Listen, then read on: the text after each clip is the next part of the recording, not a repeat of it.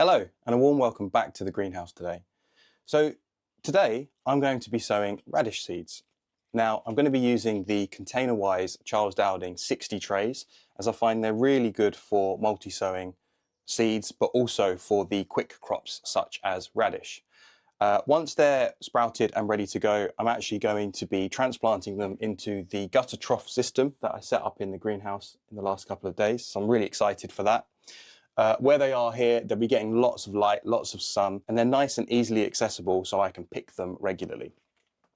They don't need a huge amount of soil and space, radishes, so this sort of depth of the trough itself will be perfect for them. So let's get started and get the tray filled up with my compost mix. So the compost I'm using here is a mixture of cocoa coir and homemade compost with some added extra bloodfish and bone and seaweed fertilizer.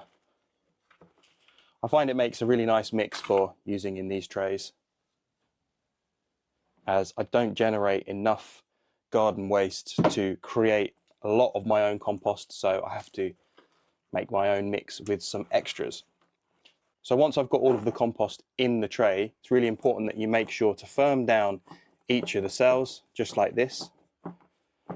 Removes any big air gaps. Also make sure that compost is seated all the way down into the bottom of the tray. Helps the wicking effect for water. And just makes your planting that much better. So I like to finish it off with a spoonful on the top. And just to spread it out over all of the cells. Make sure you get plenty in all of the corners as well. And that's that. So I've also got the container-wise Charles Dowding Dibber, which is super handy both for seed sowing and for ejecting your transplants once they're ready to go. But obviously for today, I'm going to be using it for seed sowing. So it's as simple as popping it on the top and firming it down. And as you can see, that is great. Leaves a perfect little divot in the soil, which is ready for sowing your seed.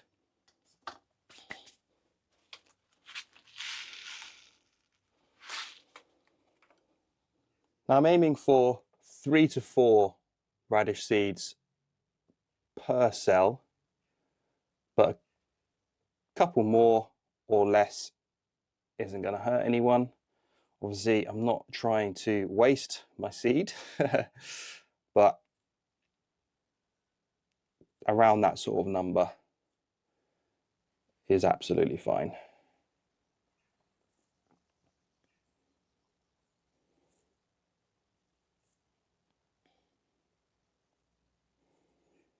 Now we're coming towards the end of March now, and the temperature seems to have raised. So I'm not actually taking these inside for starting. I'm going to keep them outside in one of my propagators in the greenhouse. It's the unheated propagator, but I think that should be fine for germinating these cooler weather seeds. But it's also a good test.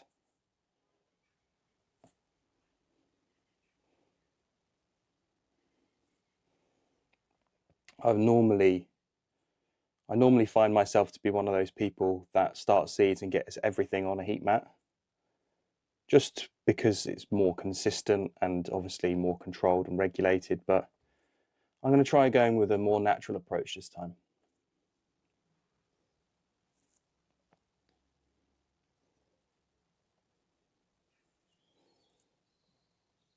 See if it works out for me.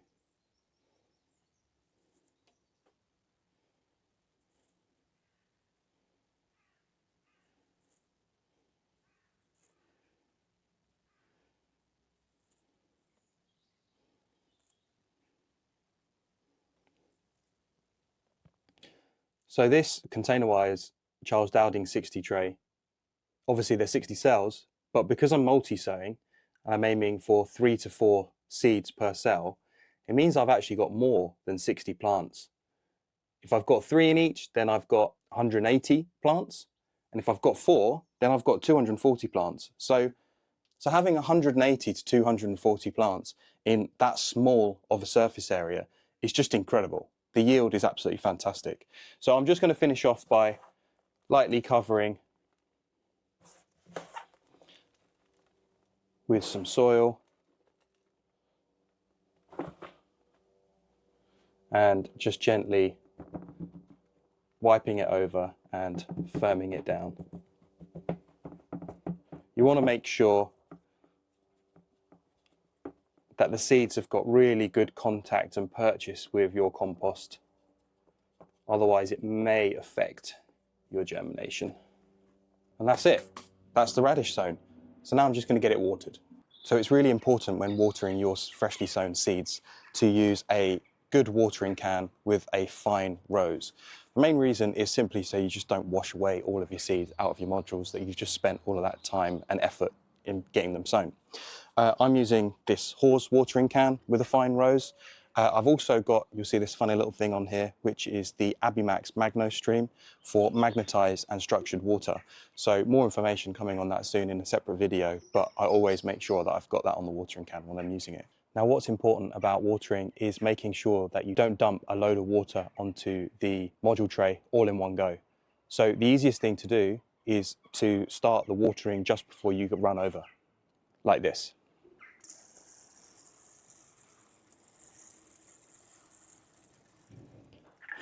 So by doing that, you get that first disturbed water out of the end of the rows. You get a nice stream coming out and then do several passes over the tray. Give it a few seconds and then do it again.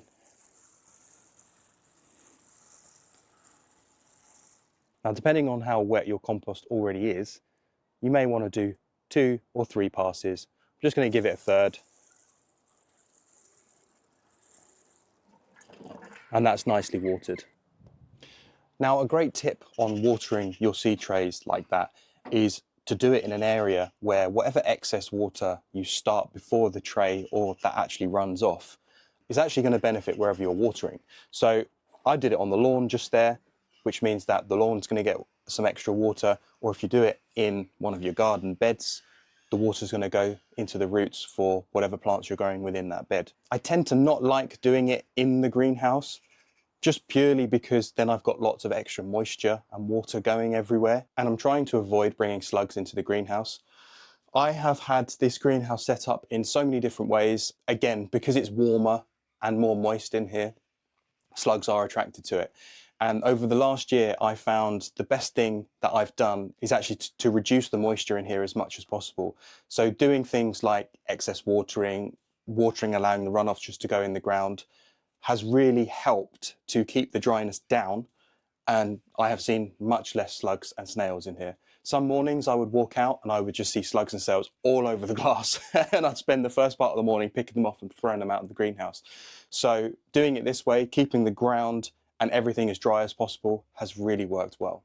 So that's the seed tray sown and watered and put into the unheated propagator. This is where they'll stay now, probably for the next week, maybe week and a half, until everything's all sprouted. And once they're big and strong, they'll be moving on into their final home, which is our gutter trough system at the back of the greenhouse. I really appreciate you joining me today. If you've enjoyed the content that I've put out there for you, please consider liking, subscribing, and sharing this video, and I look forward to seeing you in the next one.